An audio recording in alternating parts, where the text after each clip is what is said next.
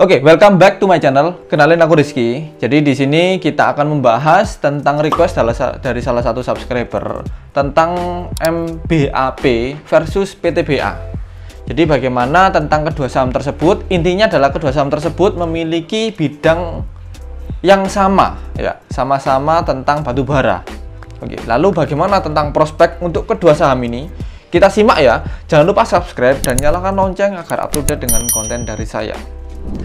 Oke, kita langsung aja. Ini adalah season untuk saham PTBA dan MBAP. Kita bisa melihat ya. Untuk MBAP ini paling diunggulkan ya, paling diunggulkan karena apa? Karena di Juli hingga Oktober ini seasonnya itu hijau terus. Sedangkan di PTBA yang saham plat merah itu merah terus. Sedangkan MBAP yang swasta itu hijau terus.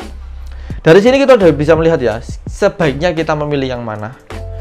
Oke, kita akan analisakan menggunakan fundamental ya. Oke, yang pertama ini kita berbicara news dulu. Untuk news yang pertama ini ada PTBA. PTBA ini ada mengalami beban biaya yang bengkak banget karena loyalti kepada pemerintahan yang naik dari tahun 2021 sebesar 1,8 triliun ke 2022 menjadi 2,38 triliun. Ini besar banget loyalti kepada pemerintah. Itu yang menyebabkan bebannya bengkak ya, sehingga laporan laba ruginya juga menjadi turun. Lalu untuk MBAP ini bagus ya. MBAP ini ada anak perusahaan ya, anak perusahaan yang khusus non batubara.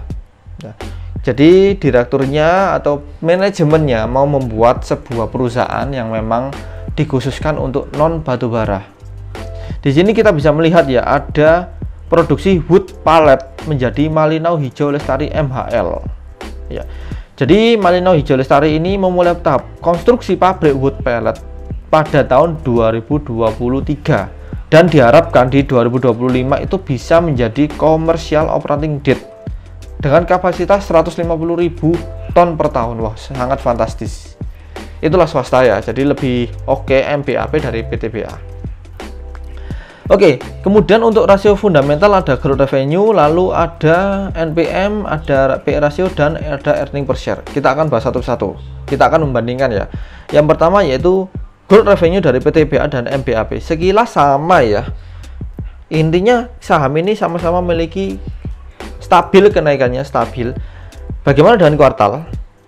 Nah, ini baru kuartal. Kuartal ini ya MBAP turun terjun ya.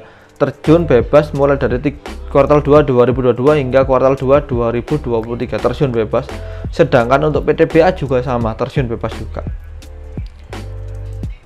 Lalu untuk berikutnya NPM. Ini NPM kalau kita cek ini sekilas masih bagus. PTBA ya, PTBA ini laba bersihnya ini hampir 11-an, hampir 15T, sedangkan MBAP ini berkisar cuma 3T laba bersih tahun berjalan. Nah, mengapa kok kecil sekali laba bersih tahun berjalannya, padahal secara kuartal, secara revenue ini tinggi sekali?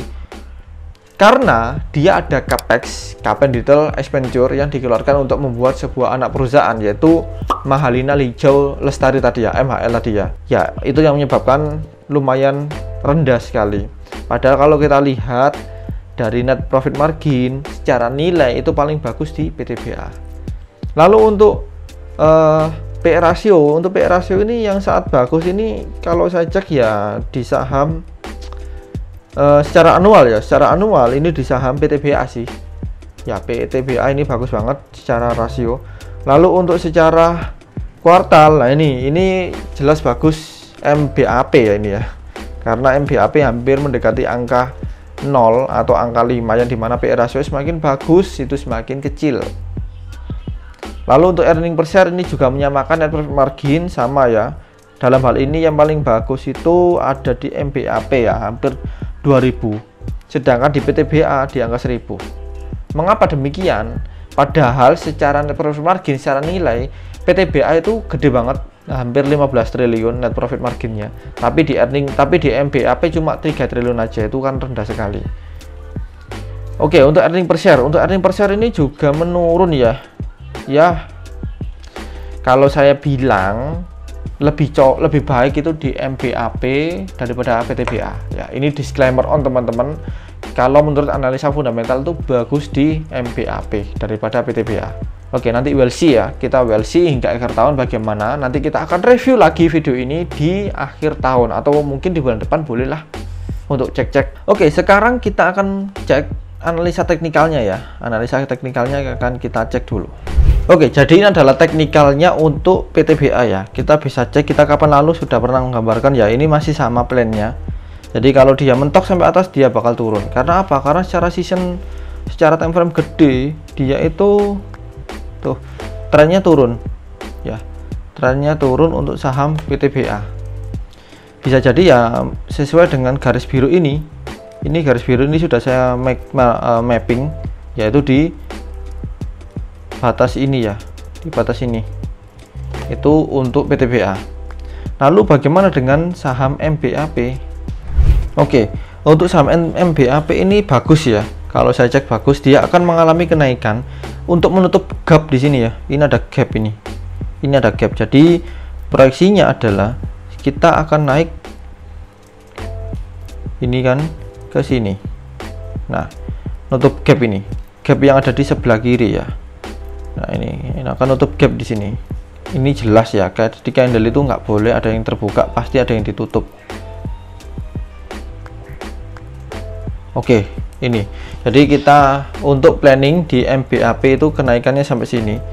Ini bisa win rate-nya lumayan tinggi nih ya, kalau bisa, karena kan ini posisinya masih di support ini.